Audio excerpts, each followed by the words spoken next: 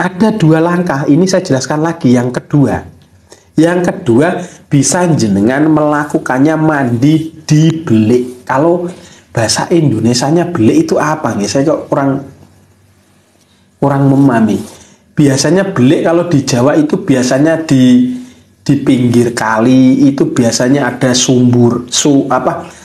ada sumber air yang keluar dari pinggiran kali, biasanya dibuat gendongan buat mandi menyimpan air, itu kan airnya mengalir. Nah, itu malah lebih kuat lagi mandi di belik atau tempat pinggir keluarnya sumber mata air.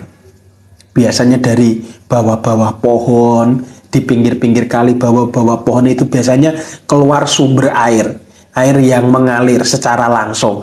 Itu malah mandinya malah lebih kuat lagi, energinya malah semakin dahsyat, semakin kuat dan semakin maksimal kembali. Namun kan kalau di zaman sekarang kan sudah susah mencari tempat seperti itu. Namun kalau biasanya di Jawa, di tempat-tempat saya masih banyak tempat belik-belik seperti itu. Kalau bahasa Indonesianya saya kurang memahami nyebutnya apa, tapi kalau di tempat saya Jawa itu namanya belik atau tempat pemandian di pinggir kali yang keluar langsung dari sumber mata air. Nah, itu langkahnya bagaimana, Ki? Untuk langkahnya malah sangat mudah ini. Doanya sama.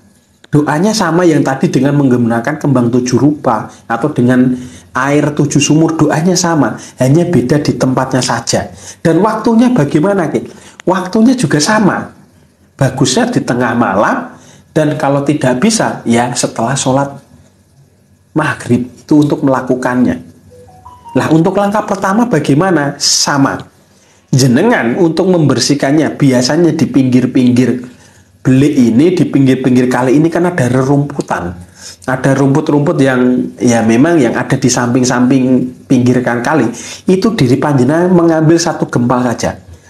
Mengambil satu gempal rumput itu nanti buat mandi, buat menggosoki seluruh badan, tubuh, dan seterusnya. Itu untuk membersihkannya. Untuk tata caranya sama, si duduk jenengan duduk bersilah atau duduk di apa terserah diri panjenengan. Setelah itu jenengan baca Bismillahirrahmanirrahim, niat ingsun ngedusi jiwa raga ingsun kekabihan sing ana ing raga ingsun, reget pelet sihir sing ana ing ragaku, jabang bayiku sebut nama diri panjenengan, ilang sirna saking kersane Allah Ta'ala. Itu baca sebanyak 7 kali. Setelah itu jenengan guyur. Setelah guyur 3 kali, badan diri panjenengan bersihkan dengan gosok dengan rumput-rumput yang ada di pinggiran-pinggiran itu. Itu untuk tata cara melunturkan ilmu sihir atau ilmu sihir pelet yang ditujukan ke dalam diri panjenengan. Insya Allah jenengan mengamalkannya dengan niat, dengan keyakinan dan diistiqomahi, insya Allah untuk hasilnya akan maksimal. Itu untuk tata cara menghilangkan ilmu sihir pelet.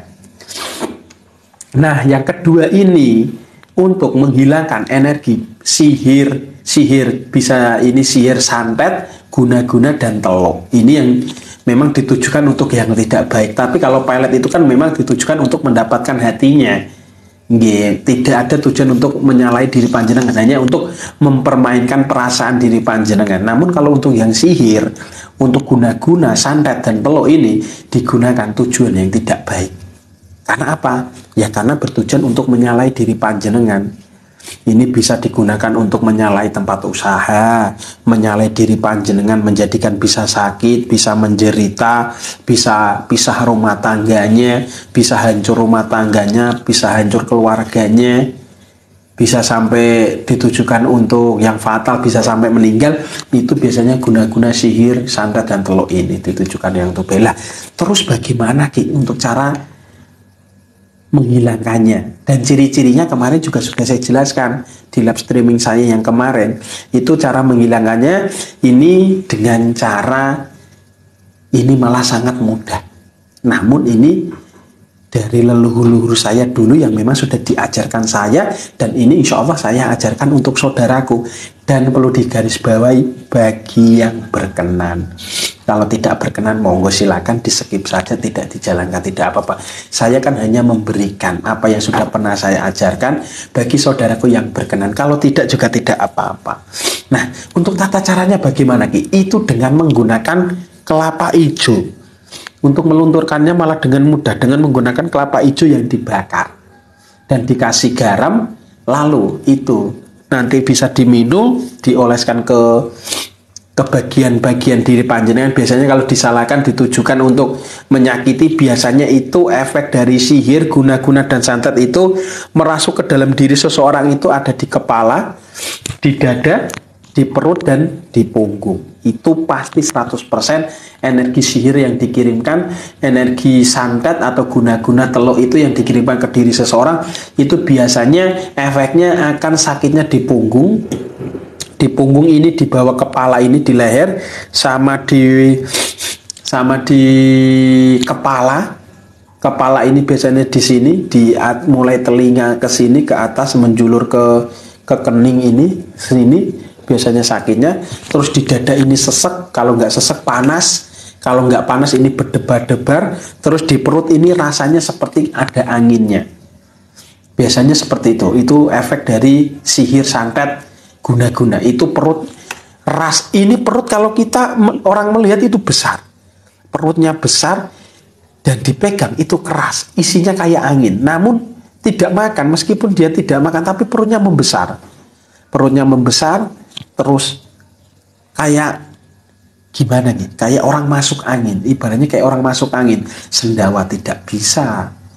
Itu kalau biasanya kalau dicek di medis, cek di rumah sakit dan lainnya, di medis, di dokter, itu bilangnya biasanya sakit emah atau sakit liver. Padahal iya kita tidak bisa menjudge ini medis atau non medis. Namun kalau untuk seandainya di medis kok sakitnya kok ini kok tidak sembuh-sembuh, kok dilihat kayaknya kok biasa saja, tapi kok efek seseorang ini kok kesakitannya itu sampai tidak kuat, lah berarti itu ada kemungkinan sihir juga ada kemungkinan di situ. Nah, setelah diobati berkali-kali kemana-mana tidak ada hasilnya, tidak sembuh, malah semakin parah, itu ada kemungkinan diri panjenengan terkena ilmu sihir atau terkena ilmu guna-guna. Nah, untuk tata caranya bagaimana Ki? Nah, ini saya ajarkan untuk saudaraku. Nah, untuk tata cara menghilangkannya, silakan jenengan bisa melakukannya. Untuk menghilangkannya cukup dengan menggunakan kelapa hijau yang jenengan, nanti caranya saya ajarkan. Kelapa hijaunya ini dibakar. Kelapa hijaunya dibakar, yang atasnya jenengan potong biar bisa jenengan nanti memasukkan garamnya. Nah, untuk tata caranya yang pertama jenengan menyiapkan kelapa hijau dan garam. Untuk caranya yang pertama ya jenengan siapkan api, ini bisa kalau bagusnya sih dengan kayu membakarnya. Biar apa? Biar asap kayu ini merasuk. Kalau nggak ada kayu mungkin diri panjenengan di kota bisa dengan menggunakan kompor gas. Namun bagusnya sih dengan kayu, dibakar langsung dengan kayu.